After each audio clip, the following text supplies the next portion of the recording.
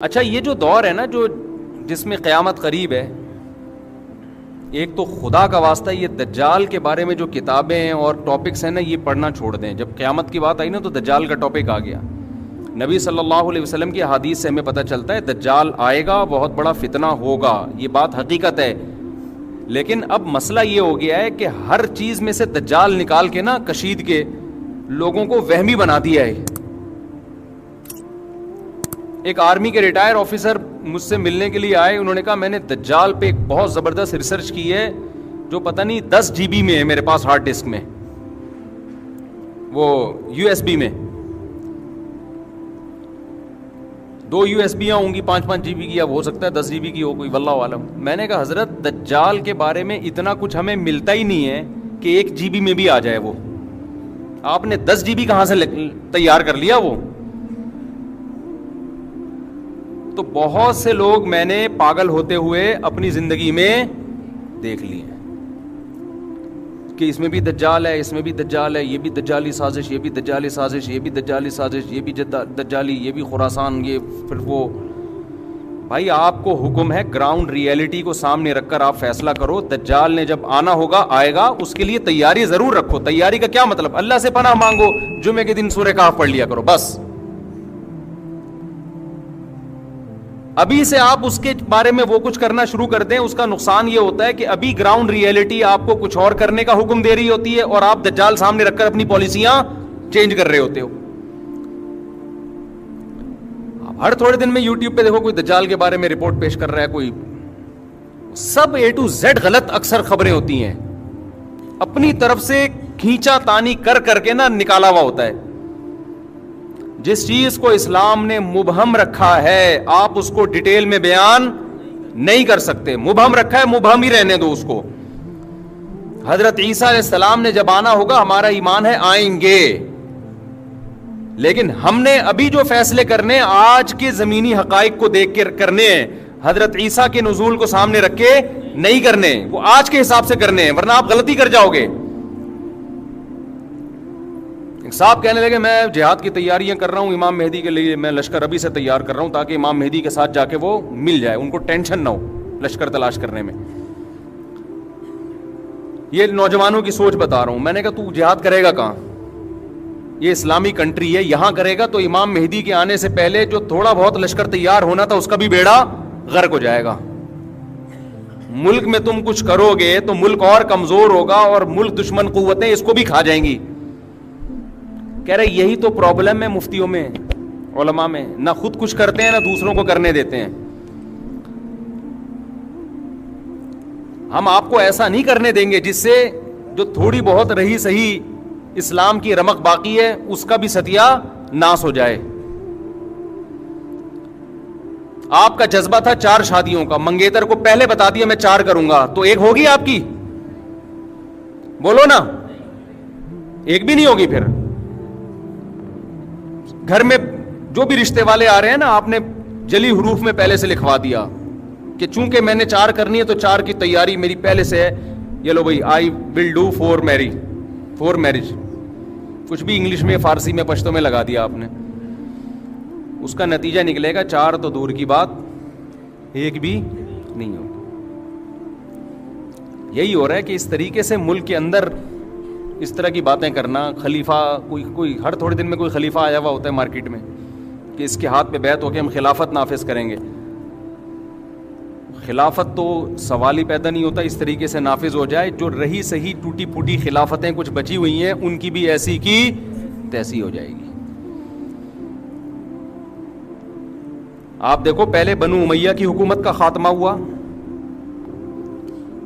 بڑی زبردست حکومت تھی، بڑی زبردست خلافت تھی. ٹھیک ہے ان کے مظالم بھی تھے، ہم ان مظالم میں ان کو اچھا نہیں کہتے، لیکن اوور آل اسلام کو فائدہ ہو رہا تھا. بنو امیہ کے دور میں بڑے بڑے محدثین پیدا ہوئے، بنو امیہ کے دور میں بڑے بڑے فقہا پیدا ہوئے، بنو امیہ کے دور میں بڑے بڑے مجاہدین پیدا ہوئے جنہوں نے سندھ فتح کیا، کابل فتح ہوا، لاکھوں مربع میل اسلام کی ایک ریاست قائم ہوئی. اس دور میں جتنا علمی کام ہوا ہے آپ تصور نہیں کر سکتے. ٹھیک ہے بادشاہوں میں شر بھی ہوتا ہے خیر بھی ہوتی ہے، لیکن سنجیدہ علماء نے منع کیا اس حکومت کے خلاف بغاوت مت کرو، کیونکہ نبی صلی اللہ علیہ وسلم نے فرمایا کہ جب مسلمانوں کا کوئی خلیفہ ہو، بادشاہ ہو، چاہے وہ جبرن آئے، چاہے وہ تلوار کی بیس پہ مسلط ہو جائے، صحیح مسلم کی حدیث آپ نے فرمایا اس کے مقابلے میں جو بھی کھڑا ہو اس کو قتل کر دو، کائن من کان، جیسا مرضی ہو وہ، جتنا ہی نیک ہو، جتنا ہی پرہیزگار ہو. کیونکہ بادشاہ لوگ، حکومتیں 100% درست کہیں بھی نہیں ہوتی. اوور آل اجتماعیت دیکھی جاتی ہے کہ اجتماعیت مسلمانوں کی قائم ہے. جب بنو امیہ کی حکومت تھی اس وقت کسی اسلام دشمن قوت کی مجال نہیں تھی کہ سر اٹھا کے ہماری طرف دیکھ سکے. ان کو پتا تھا یہ جیسے مرضی ہیں ہمارے خلاف متحد ہو جائیں گے. سمجھ میں آ رہی ہے بات کہ نہیں آ رہی ہے؟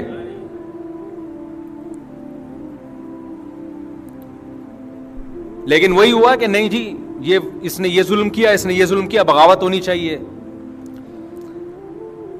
جب بغاوت ہوئی ہے، اور اس زمانے کے بہترین لوگوں نے بغاوت کی تھی، وہ بغاوت ناکام ہوئی، اور حجاج نے پھر جو قتل و غارت کا سلسلہ شروع کیا بغاوتوں کو کچلنے کے لیے، اس میں بڑے بڑے محدثین، صحابہ، تابعین شہید کر دیے گئے. حجاج نے غلط کیا، ہم حجاج کی حمایت نہیں کرتے، لیکن جنہوں نے حجاج کے خلاف مسلح بغاوت کی تھی ان کا بھی غلط ہونا ثابت ہو گیا کہ انہوں نے بغاوت کر کے اچھا بولو نہیں کیا، برداشت کرتے. اس میں اجتماعیت تھی. تو مسلمانوں کی جو فوجیں آگے بڑھتی چلی جا رہی تھیں، نہ ختم ہونے والا سلسلہ، وہ بالآخر کیا ہوا؟ رک گیا. تو تاریخ سے جو سبق حاصل نہیں کرتا وہ ان غلطیوں کو بار بار دہراتا ہے جن غلطیوں کی وجہ سے اس کو نقصان.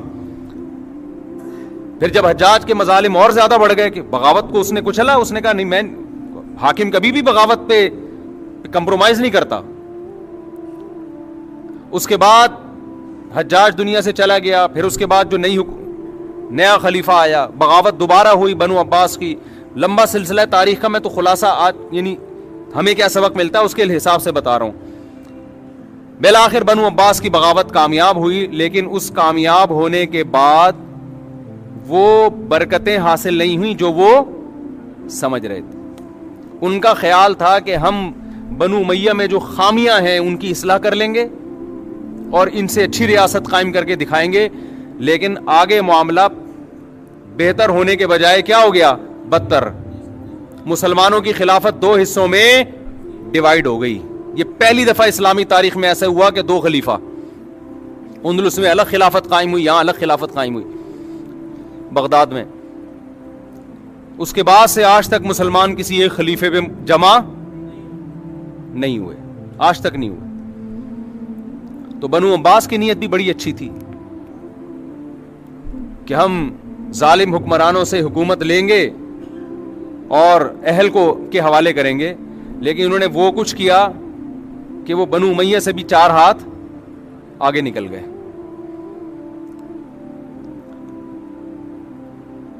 تو پھر آگے چل کے خلافت عثمانیہ قائم ہوئی. جب پھر بغداد کے خلاف جو ہوا، تاتاریوں نے حملہ کیا بغداد پہ اور مسلمانوں کی اینٹ سے اینٹ بجا دی.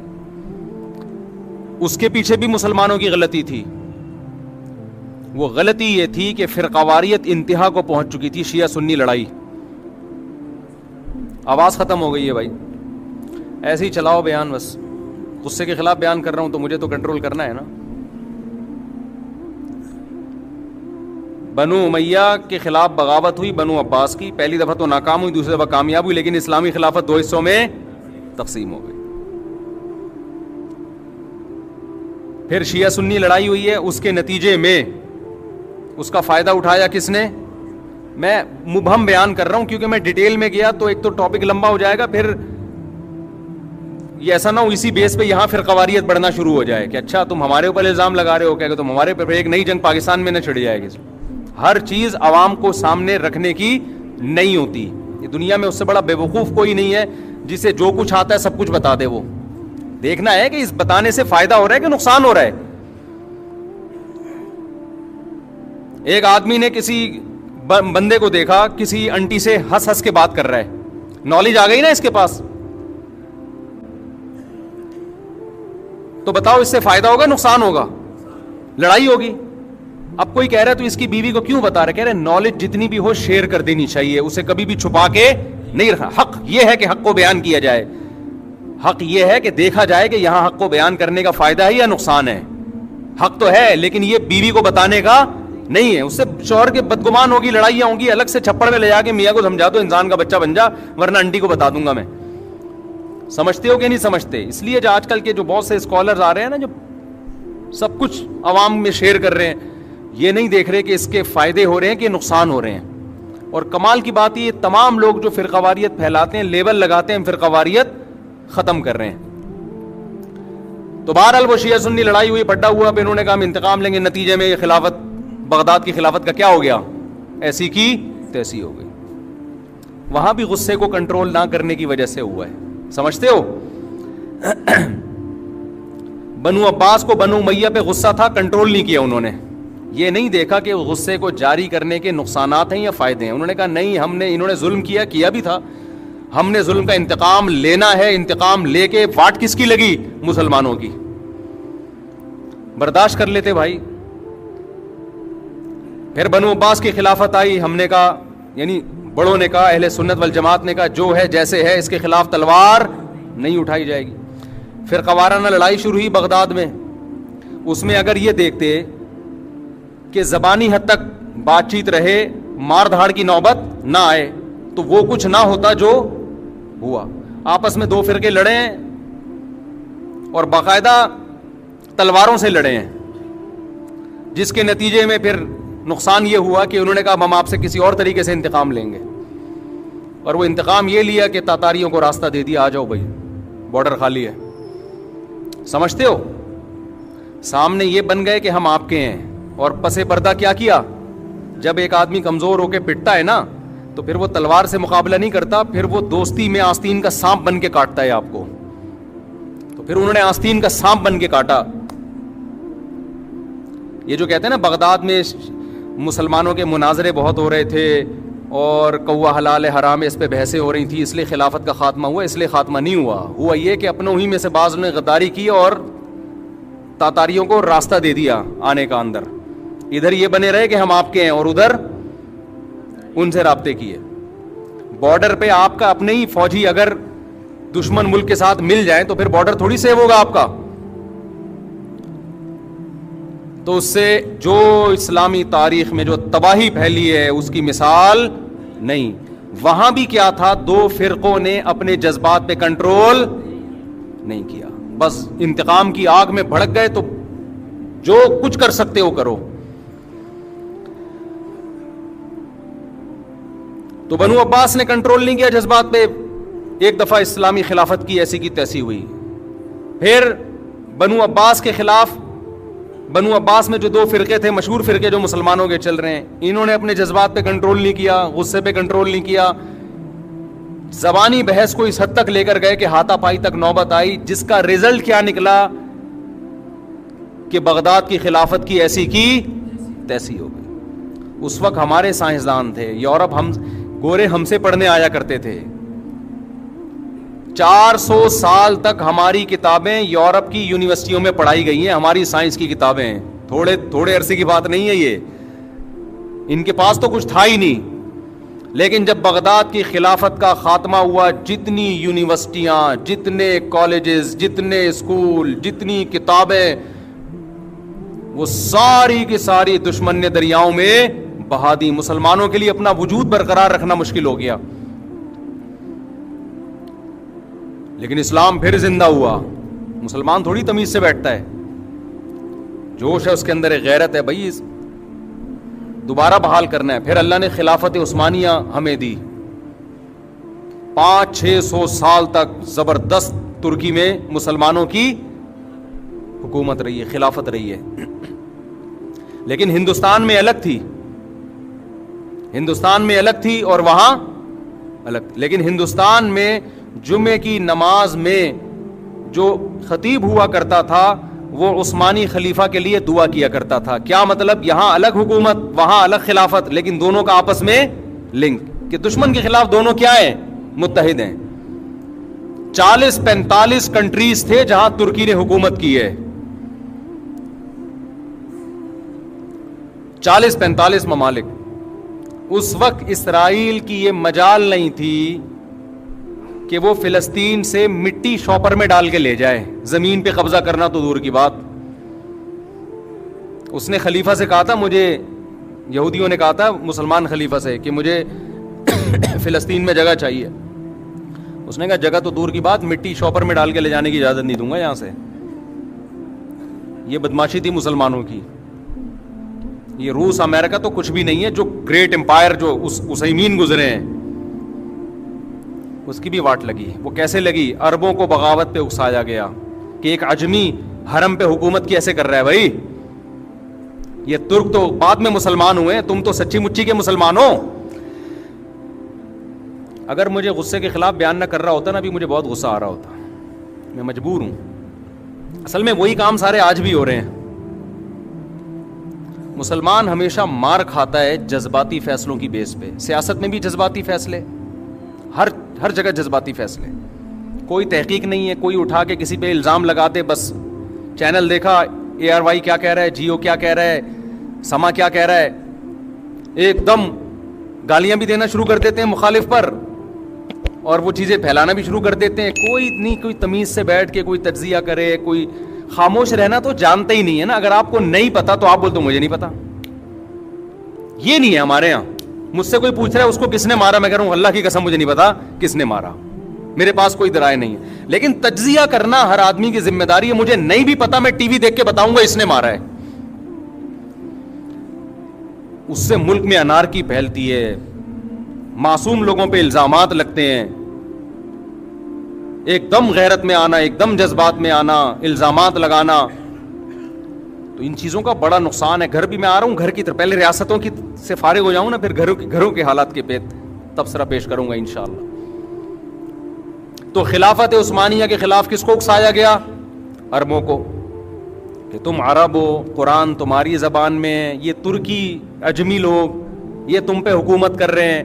حالانکہ پیغمبر کی حدیث کیا ہے؟ مسلمانوں کا جب کوئی امیر ہو, جہاں جس علاقے میں اس کی امارت ہے, اس کے خلاف کسی بھی بیس پہ آپ کو تلوار اٹھانے کی اجازت نہیں. عربوں کو بغاوت پہ اکسانے پہ انگریز کامیاب ہو گیا. نتیجہ کیا نکلا؟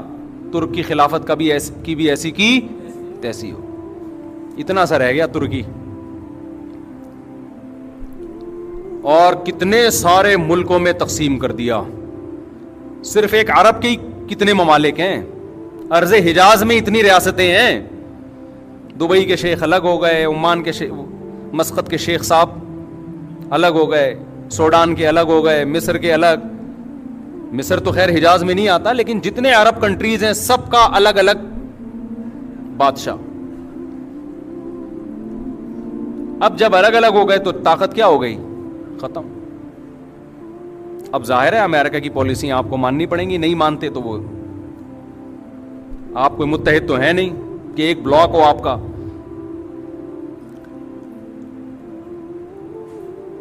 تو الگ الگ ہوتے ہوتے ہندوستان کی بھی پھر حکومت کا بھی خاتمہ ہوا.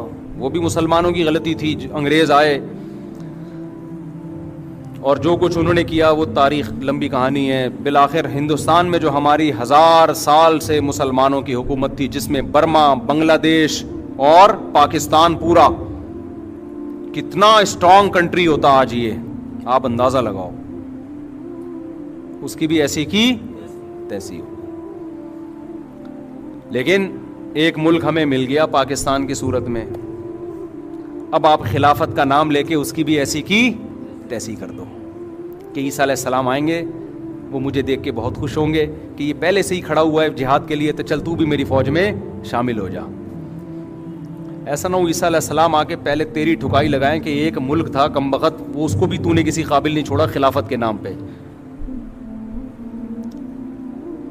کیونکہ یونیورسٹیوں میں, کالجز میں اس طرح کی تحریکیں نا ہر تھوڑے دن, آپ خلافت کے لیے کیا کر رہے ہو؟ لوگ آئیں گے ہم سے پوچھتے ہیں آپ خلافت کے لیے کیا کر رہے ہو؟ آپ تو 4 شادیوں کی باتیں کرتے ہو, خلافت کے لیے کیا کر رہے ہو؟ میں نے کہا خدا کا واسطہ یہ جو ملک ہے نا اس کو بچاؤ, اور آئینی اور قانونی طریقے سے اس میں پورا زور لگا دو تبدیلی کے لیے. ہمارے سیاسی لوگ ہمارے دھرنوں کو غلط رخ پہ لے کے جا رہے ہیں. جن چیزوں پہ دھرنے ہونے چاہیے ان چیزوں پہ نہیں ہو رہے. سمجھتے ہو؟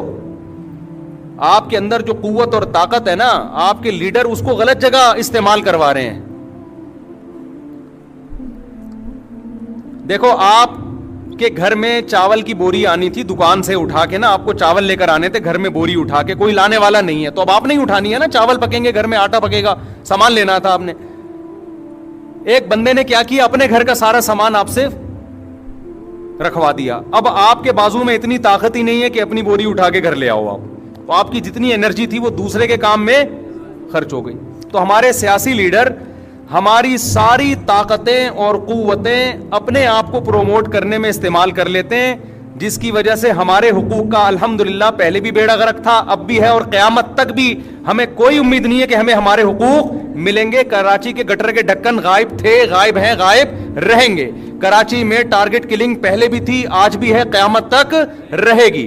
کراچی میں کچرا کنڈی تھا, ہے, اور قیامت تک رہے گا.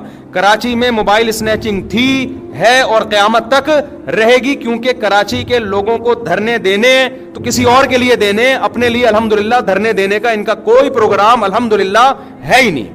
تو اللہ کا بڑا فضل ہے, کراچی والوں کی استقامت کو 20 دفعہ سلام ہے یار. روز مر رہے ہیں گلی میں, کوئی اس کا شوہر مر گیا, وہ جوان میاں مر گیا, وہ جوان بیٹا مر گیا. تھوڑی سی غیرت ہوتی ہے نا انسان میں, تھوڑی سی غیرت ہوتی ہے کہ یار چلو کوئی روڈ بلاک کرو یار, کوئی تاکہ موبائل اسنیچنگ تو رکے نا. فلاں کا بندہ مر گیا, اس کی لاش لے کے بیٹھ جاؤ یار روڈ پہ, حکومت سے مطالبہ, الحمدللہ کچھ بھی نہیں. بچپن سے دیکھ رہے ہیں, یہ آج کی بات نہیں ہے, بچپن سے دیکھ رہے ہیں. نہ سیاسی سطح پہ کوئی شعور پیدا ہوگا کہ ووٹ کس کو دینا ہے کس کو نہیں دینا, سیاسی سطح پہ بھی نہیں. کوئی قوم پرستی کے نام پہ ہم سے ووٹ لے کے ہماری واٹ لگاتا رہے, قوم پرستی کے نام سے ہم سے ووٹ لیے گئے اور ہماری ہی دکانوں کو بولو لوٹا گیا. اور آج بھی وہی قائد ہے. قائد کبھی بھی چینج نہیں ہوگا, چاہے زمین آسمان ادھر سے ادھر ہو جائے, الحمدللہ قائد وہی ہے. قائد ہو تو ایسا ہو. تو اس لیے اب ہمیں غم بھی نہیں ہوتا. اب ہمیں الحمدللہ خدا نے آج تک اس قوم کی حالت نہیں بدلی, نہ ہو آپ جس کو اپنی حالت کے, نہ ہو خیال جس کو اپنی حالت کے بدلنے کا. خدا نے آج تک اس مرد کی بیوی نہیں بدلی, نہ ہو جس کو خیال آپ اپنی بیوی کے بدلنے کا. سمجھ آ رہی بات؟ دونوں چیزیں لازم ہو جائیں. بیوی نہ بدلیں, ایک اور کر لیں اس کو رہتے ہوئے.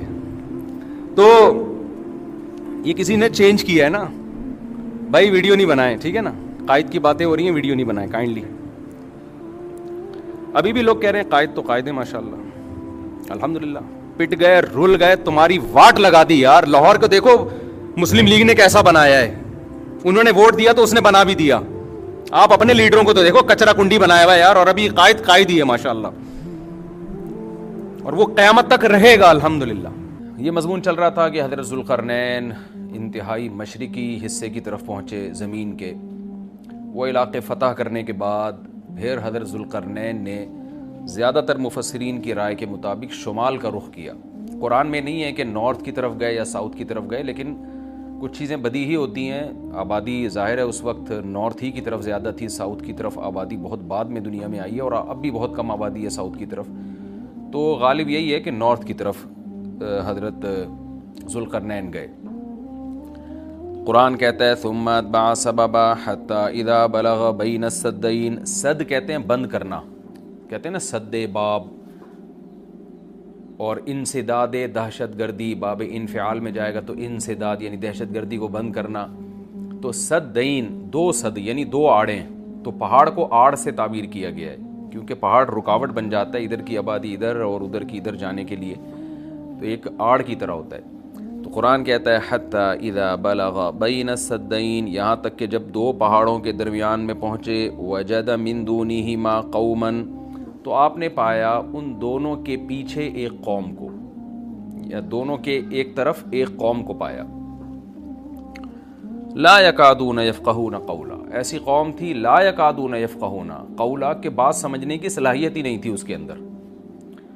دیکھیں حضرت ذوالقرنین جب مشرق کی طرف گئے تو زبان تو وہاں بھی نہیں آتی ہوگی, وہ الگ زبان ہوگی. جب سورج کے مغرب کی طرف گئے زمین کے دوسرے کنارے کی طرف, تو ان کی زبان بھی ذوالقرنین کی زبان سے میچ نہیں کرتی ہوگی, وہاں بھی ترجمان کی ضرورت پڑی ہوگی. لیکن وہاں قرآن نے یہ نہیں کہا کہ وہ بات سمجھتے ہی نہیں تھے. لیکن جب نارتھ کی طرف گئے ہیں تو قرآن کہہ رہے ایسی قوم دیکھی پہاڑوں کے پیچھے جو کچھ سمجھنے کی اس میں گویا صلاحیت ہی نہیں تھی, لا یکادون, ان میں کھوپڑی نہیں تھی ان کی. تو اس لیے زیادہ تر مفسرین اس طرف گئے ہیں کہ یہ کوئی وحشی قوم تھی. کوئی وحشی قوم ہوتی ہے نا جنگلوں میں جو رہنے والے, جیسے میں نے ایک ولاگ بنایا تھا, مسائی قوم ایک جنگل میں رہتی ہے, تو جنگلی قسم کی قوم تھی. کوئی ہو سکتا ہے پتے وتے جسموں پہ ڈھانپتے ہوں اور بالکل درندوں کی طرح, جانوروں کی طرح رہتے ہوں. تو اس ٹائپ کی قوم تھی کہ اوپر کھوپڑی ان کی خالی تھی, بات سمجھنے کی صلاحیت نہیں تھی ان میں. قالوا یا ذا القرنین, وہ ذوالقرنین سے آ کے کہنے لگے ان یاجوج و ماجوج مفسدون فی الارض, کیا ذوالقرنین آپ اللہ کے نیک بزرگ ہیں, آپ آئے ہیں اللہ اللہ سکھا رہے ہیں لوگوں کو, دین کی دعوت دے رہے ہیں, توحید کی دعوت دے رہے ہیں, تو ایک کام ہمارا کر دیں کہ ایک قوم ہے یاجوج اور ماجوج جس نے زمین میں فساد مچا کے رکھا ہوا ہے. اب سوال یہ پیدا ہوتا ہے کہ جب اس قوم میں کچھ سمجھنے کی صلاحیت ہی نہیں تھی تو ان کو یہ کیسے پتہ چل گیا کہ یہ ذوالقرنین اللہ کے نیک بندے ہیں, اور پھر ان سے بات چیت بھی ہوئی اور ذوالقرنین نے ان کو آگے یہ بھی بتایا کہ میں دونوں پہاڑوں کے درمیان سیسا پلائی ہوئی دیوار بنا کے ان پہاڑوں کو بند کر دوں گا, اس میں میرے ساتھ یہ تعاون کرو. تو یہ سب کانورزیشن ہوئی کیسے؟ تو اس کا جواب آسان ہے. ظاہر ہے جتنی بھی بیوقوف قوم ہو, کسی نہ کسی طریقے سے, اشاروں سے, ترجمان سے, مختلف طریقوں سے اس کو, تھے تو بہرحال انسان نا, کوئی گدھے گھوڑے یا کوئی بندر تو نہیں تھے انسان. تو قرآن کا منشا صرف یہ ہے کہ ان کے ساتھ ذوالقرنین کو سمجھنے اور سمجھانے میں بہت زیادہ پریشانی ہوئی. تو مقصد صرف یہ بتانا ہے کہ ایک بہت ہی کوئی بیوقوف قسم کی قوم تھی. تو باقی قرآن پھر جو واقعے کی تکمیل کے لیے پھر بیچ میں بہت ساری چیزوں کو حذف کر دیتا ہے جو غیر ضروری ہوتی ہیں. اب عقل مند یہ بات سمجھ جائے گا کہ ذوالقرنین اور ان کے درمیان جو بات چیت ہوئی, اس میں حضرت ذوالقرنین کو بہت زیادہ مشکلات پیش آئیں, ان کی بات کو سمجھنے میں بھی اور سمجھانے میں بھی. تو آگے پھر قرآن جو ہے نا کہ جو ان کا جو بڑا مقصد تھا وہ بہرحال حاصل ہو گیا. وہ اشاروں سے ہوا ہو, وہ کوئی ترجمان کے ذریعے ہوا ہو, یا کسی بھی طرح سے ہوا ہو, تو حضرت ذوالقرنین نے بھی کوئی حل نکالا ہوگا نا کہ اس قوم کی بات کو سمجھنے کی ہم کوشش کریں, ان کو بہرحال دین کی دعوت دی ہوگی. تو اس اشکال کا جواب تو یہ ہے, کیونکہ قالو کا مطلب یہاں نہیں ہے کہ آئے انہوں نے ذوالقرنین کی زبان میں بات کرنا شروع کر دی. جو بھی اپنی زبان میں جس طرح سے بھی بات کی, چاہے اشارہ سے کی ہو یا ترجمان کے ذریعے کی ہو. دوسری بات یہ ہے کہ انہوں نے حضرت ذوالقرنین کی طاقت کا تو اندازہ لگا لیا تھا کہ یہ اتنے پاورفل ایک لشکر کے ساتھ آئے ہیں اور ان کے پاس اتنا اسلحہ ہے, اتنے گھوڑے ہیں, تو یہ ہنر مند ہیں. اور آگے ریکویسٹ انہوں نے اس لیے بھی کی کہ حضرت ذوالقرنین کی بزرگی کا بھی ان کو اندازہ ہو گیا. دیکھیے اللہ تعالیٰ نے انسان کی نیچر ایسی بنائی ہے کہ جو نیک لوگ ہوتے ہیں نا, ان کی تقوی اور للہیت کا, ان کی بزرگی کا غیر مسلموں پہ بھی اثر پڑتا ہے. ہندوستان میں علماء بتاتے ہیں کہ ہندو مسلمان بزرگوں کے پاس آیا کرتے تھے دعا کرانے کے لیے, اب بھی آتے ہیں. انڈیا کے بعض علماء نے ہمیں بتایا کہ ہمارے پاس ہندو بھی آتے ہیں اور کہتے ہیں ہمارے لیے دعا کریں اللہ تعالیٰ سے, کیونکہ ایک لاشعوری طور پر انسان کے ذہن میں یہ بات ہوتی ہے کہ بھئی یہ اللہ والا آدمی ہے. جیسے یوسف علیہ السلام جب جیل میں تھے تو غیر مسلم یوسف علیہ السلام کے پاس آئے اور کہنے لگے کہ آپ ہمیں خواب کی تعبیر بتائیں. اب سوال پیدا ہوتا ہے کہ بھئی وہ تو غیر مسلم تھے اور یوسف علیہ السلام نمازی پرہیزگار تھے, تو غیر مسلموں کو کیسے اندازہ ہو گیا کہ یہ خواب کی تعبیر بتائیں گے؟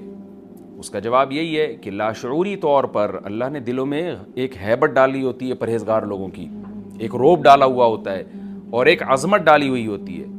تو یوسف علیہ السلام کے پاس آنے والے لوگوں کو یہ بات معلوم تھی کہ یہ عظیم انسان ہے اور یہ ان کو اللہ تعالیٰ وہ باتیں بتا دے گا جو ہمیں نہیں بتاتا, اللہ ان کو خواب کی تعبیر سمجھا دے گا, ہم نہیں سمجھ سکتے. تو یہ ایک لاشعور میں انسان کے ہوتی ہے یہ بات.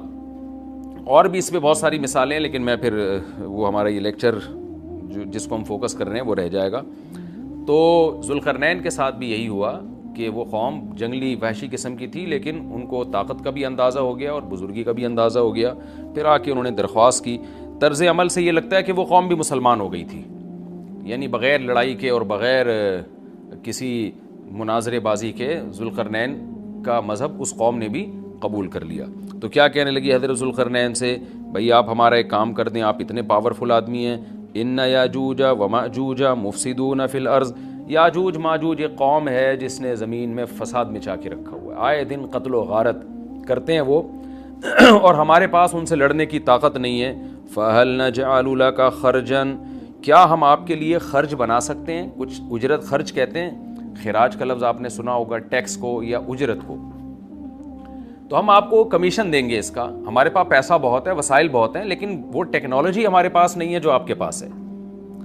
تو ہم دیکھ رہے ہیں آپ کو اللہ نے ایک بڑی قوت اور طاقت دی ہے، تو پیسہ ہمارے پاس بہت ہے، ہم آپ کو اس کی اجرت دیں گے. آپ نے یہ کرنا ہے کہ علا، اس بات پر ہم آپ کو اجرت دیں گے، تجعل بیننا وبینہم سدا، کہ آپ ہمارے اور ان کے درمیان ایک آڑ بنا دیں، ایک دیوار بنا دیں، کیونکہ بہت بڑی دیوار بنانی پڑے گی اور پہاڑوں کو کہ اس خلا کو ختم کرنا پڑے گا. وہ قوم آ کے ہم پہ حملے کرتی ہے اور ہمارا بہت نقصان کرتی ہے، تو آپ ایک ایسی آڑ بنا دیں جو ہمارے بس میں نہیں ہے.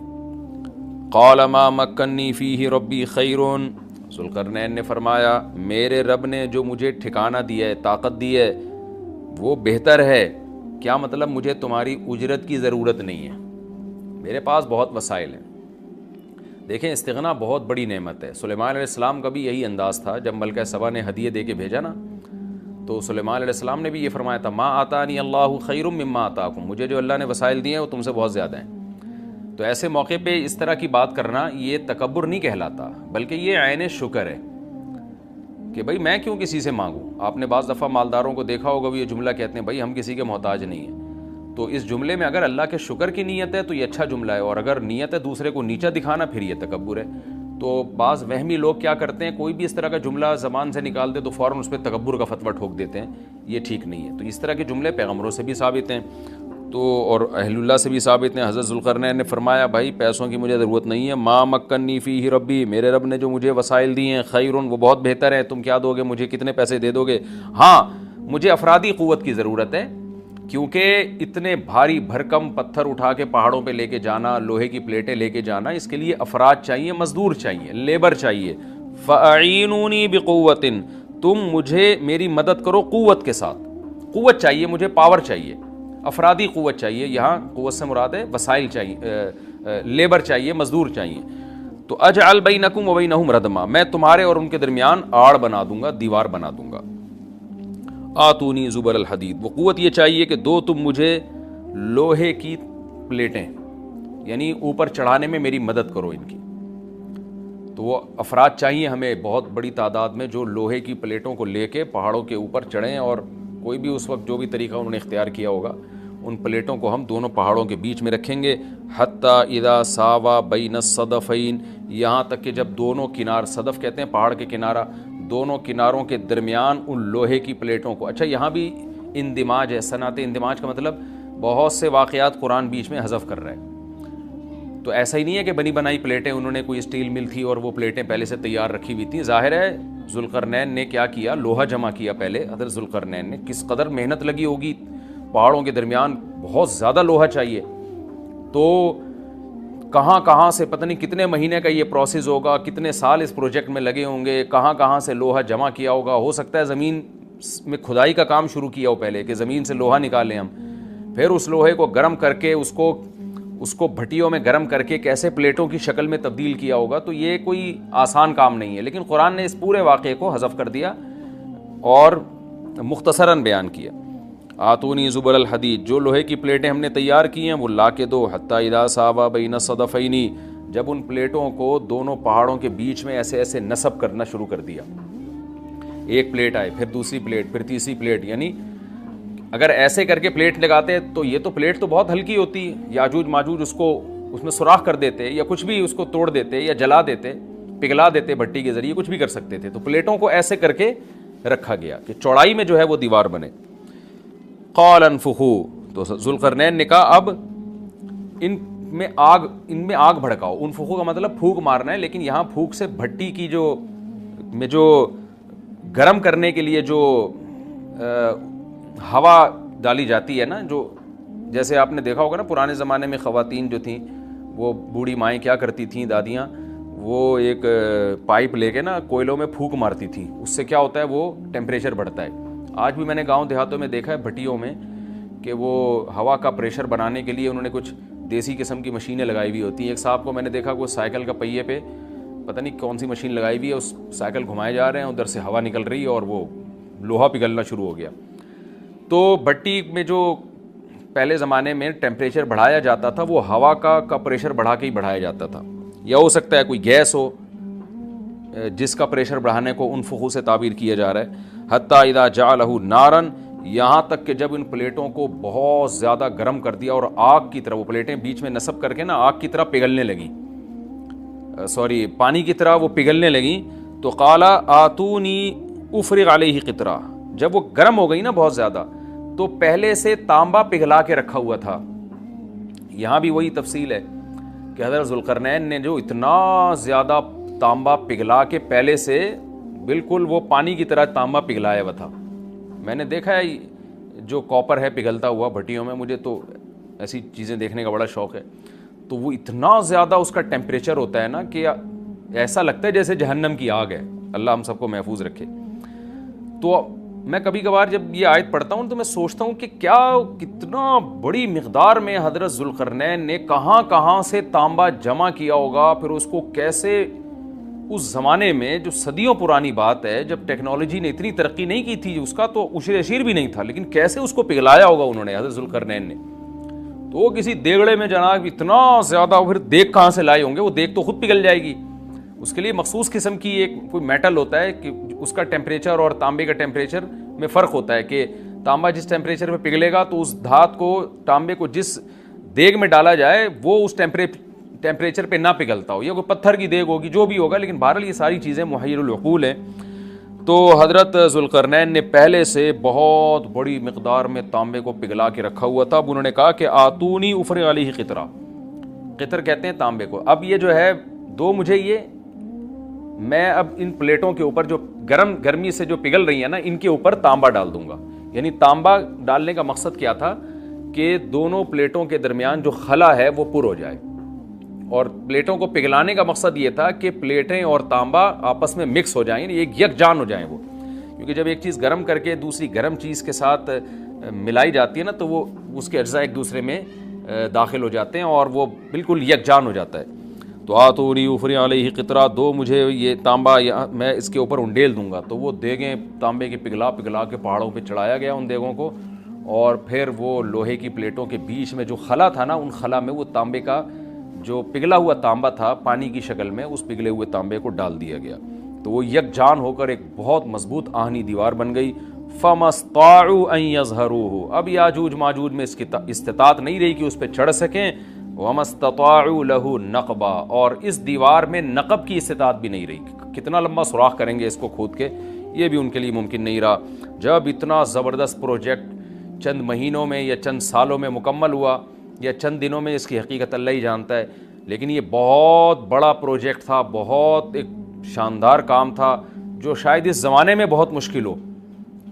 تو اس زمانے میں آپ سوچیں کہ کتنا مشکل ہوگا، لیکن ذوالقرنین نے جب اس پروجیکٹ کو مکمل کیا، قال ھذا رحمۃ من ربی، وہی بات، تکبر نہیں کیا کہ میرا کمال ہے، دیکھا اور پھر شو بازی شروع کی. نا نا نا نا نا، ھذا رحمۃ من ربی، یہ میری رب کی طرف سے رحمت ہے.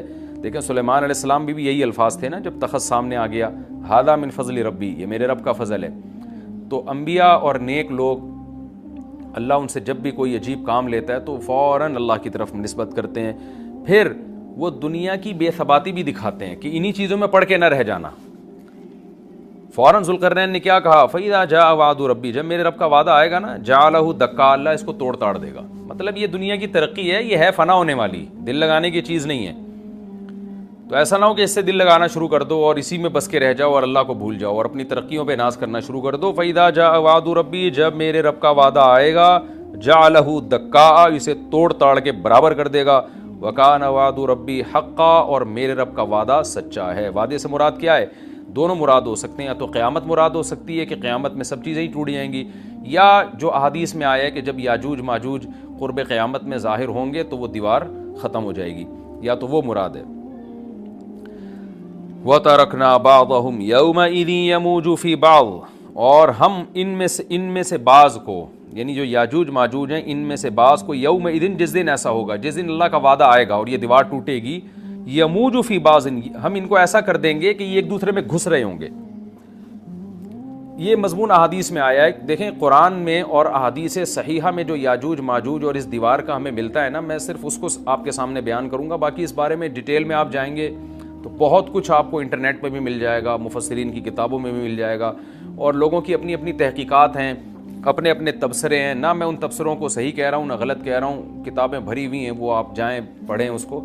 لیکن جتنی بات قرآن سے اور صحیح احادیث سے یاجوج ماجوج کے بارے میں ثابت ہوتی ہے، میں صرف اس کو آپ کے سامنے ابھی پیش کر رہا ہوں. پہلا عقیدہ تو یہ ثابت ہوتا ہے کہ یاجوج ماجوج ایک قوم ہے، انسان ہیں، وہ کوئی انسانوں کے علاوہ کوئی الگ مخلوق نہیں ہے، لیکن ہیں بڑے فسادی. دوسری بات یہ بہت قدیم ہے. ذوالقرنین جب گئے تو اس سے پہلے کی یہ قوم ہے اور زمین میں پہلے سے فساد مچا رہی ہے، لیکن بہت زیادہ ان کی کثرت نہیں تھی جتنی کثرت قرب قیامت میں ہوگی، کیونکہ نسل ان کی بہت تیزی کے ساتھ بڑھ رہی ہے. تیسری بات یہ ہے کہ اللہ نے ان کو دنیا کے کسی حصے میں رکھ کے چھپا دیا ہے. چھپایا اس لیے ہے کہ ان کے ظاہر ہونے کا ایک ٹائم ہے، اور وہ ہے حضرت عیسیٰ علیہ الصلوۃ والسلام کا دور. حضرت عیسیٰ ابن مریم کے دور میں یاجوج ماجوج ظاہر ہوں گے. تو اسی کو آپ چوتھا پوائنٹ بھی کہہ سکتے ہیں. تیسرا پوائنٹ کیا ہو گیا کہ ان کو چھپا دیا گیا ہے. لہذا یہ جو لوگ کہتے ہیں نا یاجوج ماجوج دریافت ہو گئے ہیں، فلاں جگہ ہیں فلاں جگہ ہیں، تو بھائی ہمیں جب ایک چیز چھپا دی گئی ہے اور ایک ٹائم بتا دیا گیا ہے کہ اس ٹائم پہ ظاہر ہوں گے، تو اس سے پہلے وہ دریافت ہو ہی نہیں سکتے. پہلے دریافت ہو گئے تو اس کا مطلب نبی صلی اللہ علیہ وسلم کی گویا پیش گوئی غلط ہو گئی. تو جو جس کا ٹائم ہے اسی ٹائم پہ وہ ظاہر ہوں گے. چوتھی بات میں نے جیسے بتائی کہ حضرت عیسیٰ علیہ الصلوۃ والسلام کے دور میں وہ ظاہر ہوں گے. پانچویں بات، صحیح حدیث سے یہ بات ثابت ہے کہ یاجوج ماجوج وہ جو دیوار بنی تھی اس کو چاٹتے رہتے ہیں، ختم کرتے ہیں. اب چاٹنا کا جو لفظ حدیث میں ہے اس سے مراد زبان سے چاٹنا بھی ہو سکتا ہے، اور یہ کنایا بھی ہو سکتا ہے کہ اس کو ختم کرنے کی کوشش میں لگے ہوئے ہیں. اور ایسے چاٹنا، جب ہم کوئی چیز چاٹتے ہیں نا تو بہت تھوڑی تھوڑی وہ ختم ہوتی ہے. تو اتنی موٹی اتنی بڑی دیوار ہے کہ وہ انہوں نے اپنی اسٹرگل اور اپنی محنت نہیں چھوڑی ہے، تو وہ دیوار کو کسی نہ کسی طریقے سے گھسائی میں اس کے لگی رہتے ہیں. تو زبان سے بھی چاٹنا ہو سکتا ہے اور کسی اور طریقے سے اس کو ختم کرنے کی کوشش بھی مراد ہو سکتی ہے. اور حدیث میں آتا ہے کہ ایک دن آئے گا وہ جب ختم ہونے والی ہوتی ہے نا تو وہ کہتے ہیں کہ ہم کل اس کو دوبارہ شروع کریں گے اور کل ہم اس کو ختم کر دیں گے. لیکن وہ اللہ تعالیٰ اپنی قدرت سے دوبارہ اس دیوار کو اتنا ہی موٹا کر دیتے ہیں جتنا ذوالقرنین نے کیا تھا. تو قرب قیامت میں جب حضرت عیسیٰ علیہ السلام کا ظہور ہوگا تو وہ یہ کہیں گے ہم انشاءاللہ اس کو کل ختم کریں گے. تو انشاءاللہ کا لفظ جب استعمال کریں گے، کیونکہ وہ قوم ہے کافر، وہ اللہ پہ اعتماد کرنا، اللہ پہ توکل کرنا یہ چیز نہیں ہے. جیسے کافر تو نہیں کہے گا نا اللہ نے چاہا تو وہ اللہ پہ یقین نہیں رکھتے. تو وہ جب اللہ کا نام لیں گے اور کہیں گے کہ اللہ نے چاہا تو ہم اس کو کل ختم کر دیں گے، تو پھر اسلام کی وجہ سے وہ دیوار ختم ہو جائے گی. اس کی مثال ایسے جیسے حدیث میں آتا ہے پچھلی قوموں میں ایک نوجوان تھا جو جادوگر کے پاس بھی جاتا تھا اور راہب کے پاس بھی جاتا تھا، جس کا سورہ بروج میں تذکرہ ہے، والسماء ذات البروج میں. تو جب وہ نوجوان پکڑا گیا، وہ مسلمان ہو گیا تھا، بادشاہ نے اس کو بھیجا تھا جادوگر کے پاس کہ جادو سیکھے، لیکن وہ راہب کے پاس جاتا، عیسائیت سیکھی اس نے اور نیک مسلمان بن گیا. تو بادشاہ نے اس کو قتل کرنے کی حتی الامکان کوشش کی، مگر وہ قتل نہیں ہو پا رہا تھا. بادشاہ اس نے اس کو پہاڑ پہ بھیجا اپنے سپاہیوں کو لے کے کہ پہاڑ سے لے جا کے اس کو گرا دو، لیکن اللہ نے مدد کی کہ وہ سپاہی گر گئے، یہ بچ گیا. بادشاہ نے حکم دیا اس کو سمندر میں لے جا کے غرق کر دو، وہ سارے سپاہی غرق ہو گئے، یہ بچ گیا. تو کسی بھی طرح سے اس کی قتل کی کوششیں کامیاب نہیں ہو رہی تھیں. تو اس نے بادشاہ سے کہا کہ تو اگر مجھے قتل کرنا چاہتا ہے نا تو چوک پہ کھڑا کر کے تیر مجھے مار اور کہے کہ بسم اللہ وربی ھذا الغلام، اس نوجوان کے رب کے نام سے میں اس کو قتل کرتا ہوں. تو اللہ کا نام لے کے مجھے مارے گا تو میں قتل ہو جاؤں گا. نوجوان یہ قربانی اس لیے دے رہا تھا کہ بادشاہ جب پوری پبلک کے سامنے اللہ کا نام لے گا تو لوگوں کو یقین آ جائے گا کہ بھئی اللہ کا نام لینے سے تو کام ہو گیا، اور اللہ کا نام لیے بغیر کام نہیں ہو رہا تھا. تو جو بادشاہ اللہ کو مانتا نہیں تھا آج اس کو بھی اللہ کا نام لینا پڑا ہے. تو نوجوان نے یہ قربانی اس لیے دی کہ بادشاہ جب اللہ کا نام لے گا لوگوں کو اللہ کی ذات پہ یقین آئے گا اور لوگ مسلمان ہو جائیں گے، عیسائیت کو قبول کر لیں گے. تو اس نوجوان نے یہ قربانی دی اور بادشاہ نے اللہ کا نام لے کے جب تیر مارا تو وہ نوجوان شہید ہو گیا، اور لیکن پورا ملک مسلمان ہو گیا، عیسائیت قبول کر لی. اور سورہ بروج میں پھر اللہ نے ان کا تبصرہ کیا، ان کا واقعہ بیان کیا ان کے بارے میں کہ کیسے بادشاہ نے خندقیں کھود کھود کے پوری قوم کو جو ہے وہ جو دین سے پیچھے نہیں ہٹے ان کو کس طرح سے آگ میں پھینک دیا ان سب کو. تو اس سے پتہ چلتا ہے کہ کافر بھی بعض دفعہ جب اللہ کا نام لیتا ہے نا تو اس کو دنیاوی فائدہ ہو جاتا ہے. تو یاجوج ماجوج بھی تنگ آ کر پھر اللہ کا نام لیں گے اور کہیں گے اللہ نے چاہا تو ہم اس دیوار کو کل ختم کر دیں گے, اور بالآخر وہ دیوار ختم ہو جائے گی. پھر قرآن کے الفاظ ہیں آگے کہ جب یہ دیوار ختم ہوگی وَتَرَكْنَا بَعْضَهُمْ يَوْمَئِذٍ. اچھا ہاں, میں بتا رہا تھا کہ حدیث سے کیا پوائنٹ پتہ چلتے ہیں, تو یہ 5 پوائنٹ ہو گئے. چھٹا پوائنٹ یہ کہ حضرت عیسیٰ ہی کے دور میں یہ کسی وبا کے ذریعے ہلاک ہو جائیں گے. حضرت عیسیٰ علیہ الصلوۃ والسلام یہ اتنے زیادہ ہوں گے کہ ان سے لڑنا ممکن نہیں ہوگا, جیسے کہ قرآن میں بھی آ رہا ہے وَتَرَكْنَا بَعْضَهُمْ يَوْمَئِذٍ يَمُوجُ فِي بَعْضٍ. ہم ان میں سے بعض کو بعض کے اندر گھسا دیں گے, اتنی کثرت سے ایک دوسرے میں, نہیں اب آبادی کی کثرت بہت ہوگی ان کی, گھسے ہوئے ہوں گے ایک دوسرے میں, یہ جیسے چیونٹی اور مکوڑے ہوتے ہیں, تو ان سے لڑنا ممکن نہیں ہوگا. تو حضرت عیسیٰ علیہ الصلوۃ والسلام لوگوں کو لے کے کوہ طور پہ چلے جائیں گے, اور باقی مسلمان وہ اپنے اپنے گھروں کے اندر بند ہو جائیں گے, اور پھر اللہ کی طرف سے ایک وبا آئے گی, اور اس وبا میں یہ سارے کے سارے ہلاک ہو جائیں گے. اور پھر جب ہلاک ہو جائیں گے تو اتنی زیادہ ان کی لاشیں زمین پہ ہوں گی, اتنی زیادہ کہ انسانی آبادی ان کی لاشوں سے متعفن ہونا اور بیمار ہونا شروع ہو جائے گی. ان کی لاشوں سے بدبو اٹھے گی, اور ظاہر ہے انسان ہوں گے یہ, تو اس کی وجہ سے جو زمین کا ماحول خراب ہوگا. پھر حضرت عیسیٰ علیہ الصلوۃ والسلام اللہ سے دعا مانگیں گے کہ اللہ تعالیٰ ان کو کسی طرح ٹھکانے لگائے, کوئی انتظام کرے.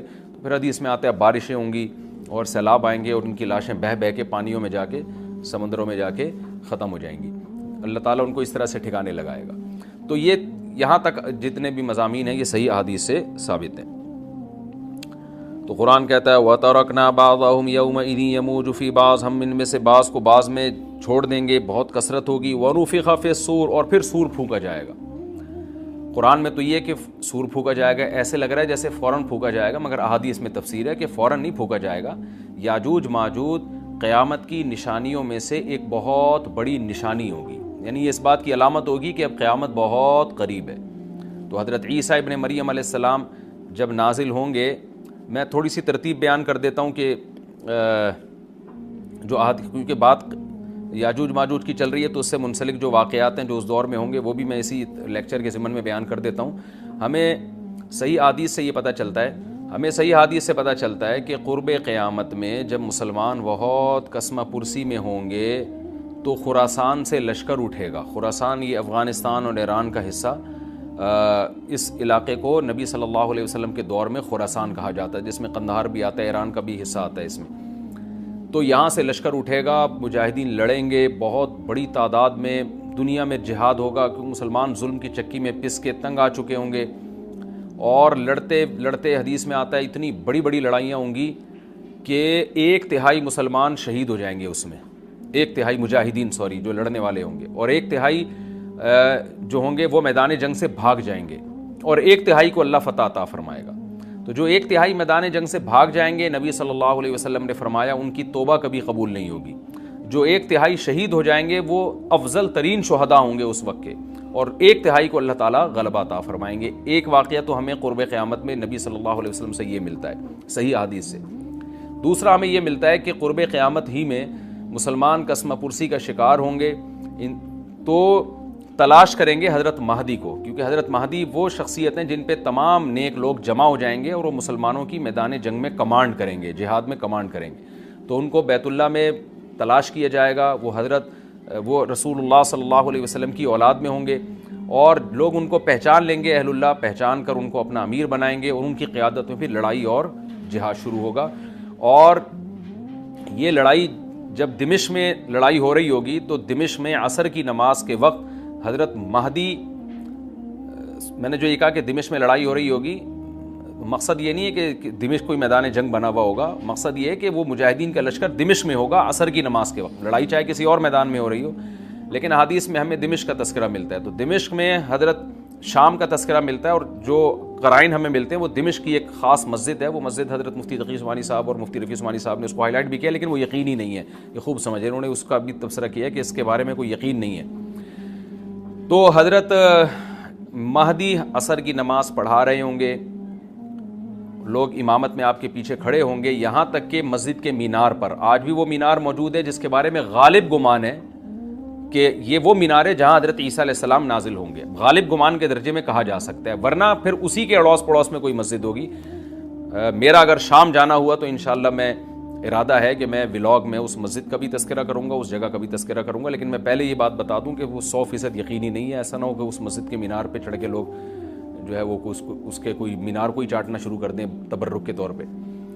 تو عصر کی نماز کا ٹائم ہوگا. حضرت عیسیٰ ابن مریم علیہ الصلاۃ والسلام فرشتوں کے کندھوں پہ ہاتھ رکھ کے نیچے اتریں گے نماز کے ٹائم پہ, یعنی آسمان سے مینار تک آئیں گے اور پھر مینار سے آپ کے لیے سیڑھیاں لگائی جائیں گی. سیڑھیوں کے ذریعے مینار سے نیچے اتریں گے اور لوگ ان کو پہچان لیں گے. حضرت مہدی ان کو امامت کے لیے آگے کریں گے کہ آپ اللہ کے ایک پیغمبر ہیں, آپ نماز پڑھائیے. حضرت عیسیٰ علیہ السلام انہی کو آگے رکھیں گے. اور اس طرح کا مفہوم ہے حدیث میں کہ اللہ نے اس کام کے لیے آپ کو ہی منتخب کیا. کیا مطلب, یہ امامت اس امت کا حق ہے. تو حضرت عیسیٰ ابن مریم علیہ الصلاۃ والسلام کا جو کام ہوگا وہ جہاد ہے اور یہودیوں سے انتقام لینا, کیونکہ یہودیوں نے اپنے خیال میں حضرت عیسیٰ کو قتل کیا تھا, تو اللہ نے یہودیت ہی کے خاتمے کے لیے اور دجال کے خاتمے کے لیے عیسیٰ ابن مریم کو نازل کیا ہے. حضرت مہدی سے پہلے ہی دجال ظاہر ہو چکا ہوگا. دجال کے بارے میں حدیث میں آتا ہے کہ ہر پیغمبر نے اپنی امت کو دجال کے فتنے سے ڈرایا ہے.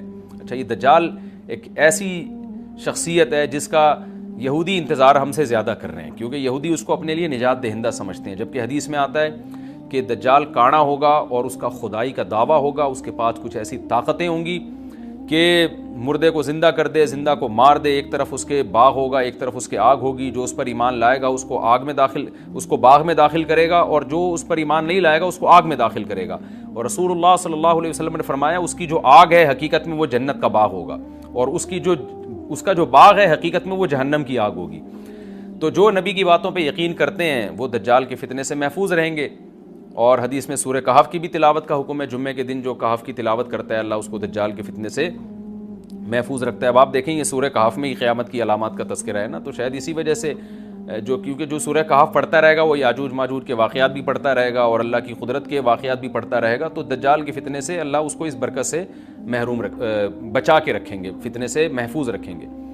تو وہ ایسی ایسی طاقتیں دکھائے گا, بے وقوف لوگ اس پہ ایمان لے آئیں گے. حدیث میں آتا ہے کہ کانا کبھی بھی خدا نہیں ہو سکتا, یعنی اس کی تو ایک آنکھ ہوگی نہیں, لیکن بے وقوف لوگ اس کے یہ کچھ ظاہری کمالات دیکھیں گے, یہ نہیں دیکھیں گے کہ یہ تو شکل بھی اس کی اچھی نہیں ہے, یعنی خدا کم از کم جمال والا ہوتا ہے نا, یہ تو ہے بھی کانا.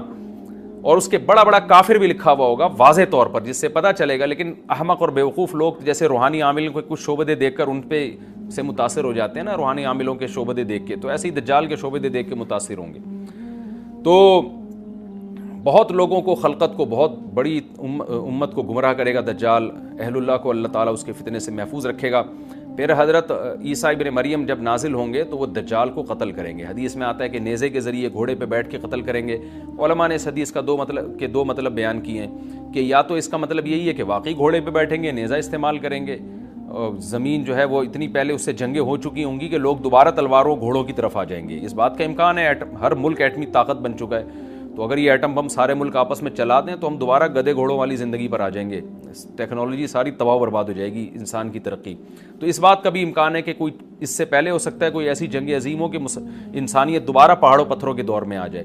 لیکن ظاہر یہ معلوم ہوتا ہے کہ رسول اللہ صلی اللہ علیہ وسلم نے جو کلام کیا ہے, ظاہر ہے اس دور کے لحاظ سے جو لوگوں کے, جہاں تک جو لوگوں کی مینٹل اپروچ ہے وہاں تک, تو نبی صلی اللہ علیہ وسلم میزائل یا اور ٹینکوں کا تذکرہ کرتے تو کیا سمجھ میں آتا. تو گھوڑے سے مراد ہے جو اس زمانے کا گھوڑا ہوگا, اور نیزے سے مراد ہے اس زمانے کا جو اسلحہ ہوگا, کیونکہ نیزہ نبی کے دور کا ایک مناسب اسلحہ تھا اور گھوڑا نبی کے دور کی میدان جنگ کی ایک مناسب سواری تھی. تو اس سے یہ بھی پتہ چلتا ہے کہ ہو سکتا ہے عیسیٰ ابن مریم نیزے کے بجائے کلاشنکوف کا استعمال کر لیں, تو یعنی وہ نیزہ جو ہے وہ اس کلاشنکوف کی یا جو بھی اسلحہ اس وقت حضرت عیسیٰ ابن مریم استعمال کریں گے اس کی ایک تعبیر ہے. تو اس کا بھی پورا امکان ہے. تو ہمیں بہرحال اتنا ایمان ہمارے لیے ضروری ہے کہ دجال کو قتل کرنے والی جو ذات ہے, جو شخصیت ہے, وہ عیسیٰ ابن مریم علیہ الصلاۃ والسلام ہے. تو حضرت عیسیٰ کے ذریعے اللہ تعالیٰ دجال کو قتل کریں گے, اور حضرت عیسیٰ کی قیادت میں زبردست جہاد ہوگا. حدیث میں آتا ہے کہ عیسیٰ ابن مریم اس دنیا کو امن سے بھر دیں گے, اتنا امن ہو جائے گا اور اتنی مالی فراوانی ہوگی, اتنی مالی, کیونکہ دنیا میں مال بہت ہے, ڈسٹریبیوشن صحیح نہیں ہے, جو تقسیم ہے نا مال کی وہ ظالمانہ ہے, جس کی وجہ سے غریب سے غریب تر ہے, امیر سے امیر تر ہے. حضرت عیسیٰ ابن مریم ایسا نظام قائم کریں گے کہ جس سے مال کی صحیح تقسیم, اور لوگ اٹھیں گے زکوٰۃ کا مستحق تلاش کریں گے اور لوگوں کو زکوٰۃ کا مستحق نظر نہیں آئے گا, غریب تلاش کرنا مشکل ہو جائے گا. یعنی ایک آدمی حدیث کے مفہوم ہے کہ زکوٰۃ لے کے گھومتا رہے گا اور اس کو کوئی غریب نہیں ملے گا، اتنی مالی فراوانی ہو جائے گی۔ پھر ترمذی کی روایت میں آتا ہے کہ اللہ کی طرف سے برکتیں ایسی نازل ہوں گی کہ بڑے بڑے انار پیدا ہوں گے، بڑے بڑے انگور پیدا ہوں گے، زمین اپنی برکتیں کھول دے گی، اور حضرت عیسیٰ علیہ السلام خنزیر کو بھی دنیا سے ختم کر دیں گے، خنزیر کی نسل کو ختم کر دیا جائے گا، وَيَضَعُ الْجِزْيَةَ، اور جزیہ کا نظام ختم، اما الاسلام و اما السیف، یا تو تلوار یا اسلام، اس کے علاوہ نہیں۔ تو نبی صلی اللہ علیہ وسلم کو اللہ نے جس مقصد کے لیے دنیا میں بھیجا تھا، اس مقصد کی جو تکمیل ہے وہ عیسیٰ ابن مریم کے ذریعے۔ باقی اس میں حکمتیں کیا ہیں اس پر میرے الگ سے بیانات موجود ہیں کہ اللہ نے حضرت عیسیٰ ابن مریم کا انتخاب کیوں کیا اس کام کی تکمیل کے لیے، اسی امت میں کوئی کیوں منتخب نہیں کر لیا، یا یہ کہ پیغمبر صلی اللہ علیہ وسلم ہی کے ذریعے پوری دنیا میں اسلام کو غالب کر دیا جاتا، اس میں کیا حکمتیں ہیں، اس پر میرے الگ سے بیانات موجود ہیں۔ ابھی تو میں کوشش کرتا ہوں کہ تفسیر سے میں جو ٹو دا پوائنٹ بات ہے اس سے یہاں اس لیکچر میں نہ ہٹوں۔ تو اسی وقت حضرت عیسیٰ ابن مریم اس کو یاجوج ماجوج کو قتل کریں گے اور دنیا انصاف سے بھر جائے گی، اور اللہ تعالیٰ نے جو پیغمبروں کو دنیا میں بھیجا تھا اس کا مقصد کیفیت اور کمیت دونوں لحاظ سے حاصل ہو جائے گا۔ اس کے بعد پھر آہستہ آہستہ دنیا میں زوال شروع ہوگا، اور پھر جب پوری دنیا کے لوگ زوال کا شکار ہوتے ہوتے کفر کی طرف جائیں گے، گناہوں کی طرف، اور حدیث میں آتا ہے جب تک ایک شخص بھی اللہ کا نام لینے والا ہوگا اس دنیا پر قیامت نہیں آئے گی، یہاں تک کہ آخری شخص جب دنیا سے اٹھے گا جو اللہ کا نام لیا کرتا تھا، تو اس کے بعد اللہ تعالیٰ سور پھونکیں گے، جبریل کو حکم دیں گے سور پھونکنے کا، اور اس دنیا کو تباہ و برباد کر دیا جائے گا۔ تو آگے قرآن کہتا ہے وَنُفِخَ فِي الصُّورِ، اور پھر سور میں پھونکا جائے گا، فَجَمَعْنَاهُمْ جَمْعًا، پھر ہم ان تمام انسانوں کو جمع کر دیں گے، وَعَرَضْنَا جَهَنَّمَ يَوْمَئِذٍ لِّلْكَافِرِينَ عَرْضًا، اور قیامت کے دن ہم جہنم کو یومئذ، جس دن ایسا ہوگا یعنی جس دن سور پھونکا جائے گا، یہ دوسرا سور مراد ہے، للکافرین عرضا، کافروں کے سامنے پیش کر دیں گے، الذین کانت اعینہم فی غطاء عن ذکری، یہ وہ لوگ ہیں جن کی آنکھیں میری یاد سے پردے میں پڑی ہوئی تھیں، یعنی میری یاد کی چیزیں ان کو نظر ہی نہیں آتی تھیں، غفلت میں پڑی ہوئی تھی جن کی آنکھیں، وکانوا لا یستطیعون السمع، اور یہ سننے کی صلاحیت بھی نہیں رکھتے تھے، نہ حق بات سنتے تھے نہ حق دیکھتے تھے، بس اپنے خواہشات کی جو چیزیں ہیں وہ ان کو اچھی لگتی تھیں اور وہی ان کو سمجھ میں آتی تھیں۔ تو یہ ہمارا رکوع الحمدللہ کمپلیٹ ہو گیا۔ اس رکوع میں ہمیں بہت سارے اسباق ملتے ہیں، میں نمبر وار اس کو مختصراً بیان کر دیتا ہوں۔ پہلی بات تو یہ کہ دیکھیں اللہ تعالیٰ نے کیسے کیسے بادشاہ دنیا میں بھیجے ہیں، اور کتنے پاورفل بادشاہ۔ حضرت ذوالقرنین کا نام ہی قرن والا، دو کناروں والا، زمین کے بہت بڑے حصے کو حضرت ذوالقرنین نے فتح کیا، اور اللہ کے نیک بندے کیسے اللہ کے راستے میں لڑتے رہے ہیں۔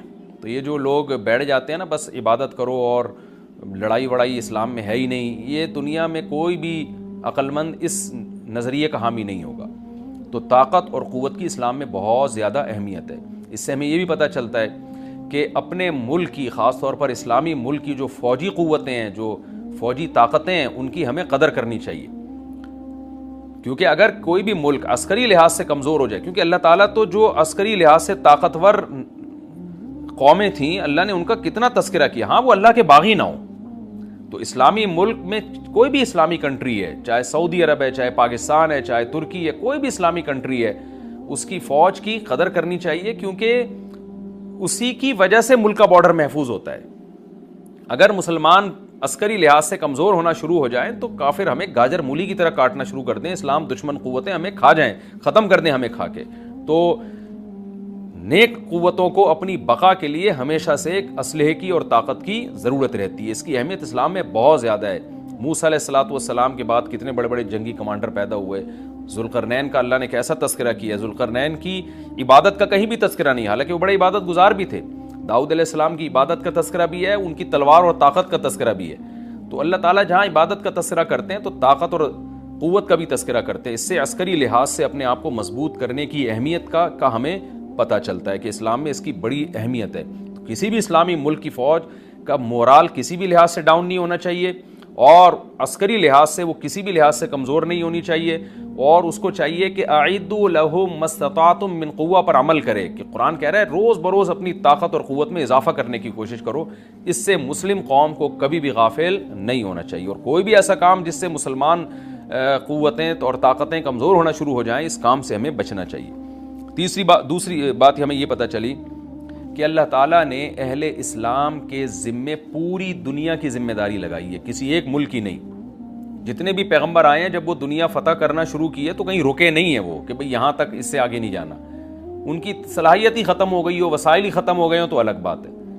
تو پوری دنیا ہے جس میں اللہ کے دین کو غالب کرنا ہے۔ اب اس کا طریقہ کیا ہوگا؟ ظاہر ہے جو جس زمانے میں سوٹیبل طریقہ ہو وہ اختیار کیا جائے گا۔ تو حضرت ذوالقرنین پہلے انتہائی مشرق کی طرف گئے ہیں جہاں سورج نکلتا ہے، تو وہاں سے جہاں سے آبادی شروع ہو رہی ہے، اور ان کا خیال تھا کہ اب آگے آبادی نہیں ہے تو پھر جا کے اسٹاپ کیا ہے۔ مغرب میں بھی ایسے ہی، شمال میں بھی ایسے ہی۔ تو ہمیں جب دیکھتے ہیں کہ جب صحابہ کرام نے دنیا فتح کرنا شروع کی ہے تو ہمیں مسلمان کمانڈروں میں بھی ایسے واقعات ملتے ہیں کہ وہ علاقے فتح کرتے کرتے سمندر کے کنارے پہنچے اور انہوں نے سمندر کو دیکھ کے کہا کہ تیرے آگے بھی آبادی ہوتی نا تو ہم اللہ کا کلمہ وہاں بھی بلند کرتے۔ تو یہ دور تھا مسلمانوں کا، اور یہ عیسیٰ ابن مریم دوبارہ پھر وہی کریں گے، پوری دنیا کو فتح کریں گے۔ تو حضرت ذوالقرنین کے اس واقعے سے پتہ چلتا ہے کہ پوری دنیا کی ذمہ داری اللہ نے ہمیشہ سے اہل اللہ پہ لگائی ہے، اور وہ پوری دنیا میں اللہ کے دین کو غالب کرنے کی کوشش میں ہمیشہ سے لگے رہے ہیں۔ تیسری بات ہمیں پتہ چلتی ہے کہ اسباب اور وسائل کی اہمیت۔ حضرت ذوالقرنین نے جب اتنا پہاڑوں کے بیچ میں اتنا یعنی لوہے کی پلیٹیں لگا کے، تانبا پگھلا کے آہنی دیوار بنائی ہے تو خوش ہوئے ہیں، ھذا رحمت من ربی، یہ میرے رب کی رحمت ہے۔ تبھی تو اللہ کا شکر ادا کیا نا، خوشی پہ شکر ادا کیا جاتا ہے۔ تو اس سے یہ بھی پتہ چلتا ہے کہ سائنس اور ٹیکنالوجی، دیکھیں یہ کام ٹیکنالوجی کے بغیر ممکن نہیں تھا۔ تبھی تو اس قوم نے کہا نا ذوالقرنین سے کہ ہم پیسے آپ کو دیں گے، لیکن ہمارے پاس وہ وسائل نہیں ہیں، وہ ٹیکنالوجی نہیں ہے ہمارے پاس۔ اور بظاہر ایسا لگتا ہے کہ ان کے پاس لوہا بھی تھا، تانبا بھی تھا، کیونکہ حضرت ذوالقرنین اب یہ تو نہیں ہے نا کہ زمین کے مشرق کی طرف دوبارہ لوہا جمع کرنے گئے ہوں، تو وہیں سے جو کچھ ہوگا نکالا ہوگا۔ تو وسائل اس قوم کے پاس تھے، ٹیکنالوجی نہیں تھی کہ اس لوہے کو اور اس تانبے کو پگھلا کے دونوں پہاڑوں کے بیچ میں پلیٹیں کیسے بنانی ہیں اور ان کو کیسے ان کے بیچ میں تانبا کر کے کہانی دیوار بنائی ہے، یہ ٹیکنالوجی ان کے پاس نہیں تھی۔ تو اس سے ہمیں ٹیکنالوجی کی ویلیو کا بھی پتہ چلتا ہے۔ آج مسلمان اس میں بھی بہت پیچھے چلے جا رہے ہیں اور اس کو مذہب سمجھنا شروع کر دیا ہے، تو یہ بات بھی غلط ہے۔ حضرت ذوالقرنین نے اتنی طاقت اور قوت کا استعمال کیا اور اتنے زبردست طریقے سے اس وقت جو بھی اس سوٹیبل ٹیکنالوجی تھی اس کا استعمال کر کے دو پہاڑوں کے بیچ کے راستے کو بند کر دیا، اور اس پہ خوشی منائی حضرت ذوالقرنین نے۔ یہ نہیں کہا کہ بھئی اس سے کچھ بھی نہیں ہوتا، اصل میں تو بس انسان کو چاہیے کہ وہ اللہ اللہ کیا کرے بیٹھ کے، اور یہ کیا اللہ سے بس مدد مانگو، اللہ ہی۔ یاجوج ماجوج کے بارے میں ان کو کہہ دیتے ذوالقرنین کہ تم سب رات کو تہجد میں اٹھ کے دعائیں مانگو، اللہ یاجوج ماجوج سے تمہیں بچا لے گا۔ نہ نہ نہ، حضرت ذوالقرنین نے کہا دعائیں بھی مانگو، یقیناً حکم دیا ہوگا دعائیں مانگنے کا، لیکن ہم پورے اسباب اور وسائل استعمال کریں گے، لوہے کی پلیٹیں بنائیں گے، تانبے کو پگھلائیں گے، اوپر چڑھائیں گے اور اس طرح سے پوری مضبوط دیوار بنائیں گے۔ آج مسلمان ہاتھ پہ ہاتھ رکھ کے بیٹھ گیا ہے اور وظیفوں میں اور جو ہے بس وہ چند صبح شام کے وظیفے پڑھ کے وہ سمجھتا ہے کہ ساری دنیا کے سارے مسائل کا حل اس سے ہو جائے گا۔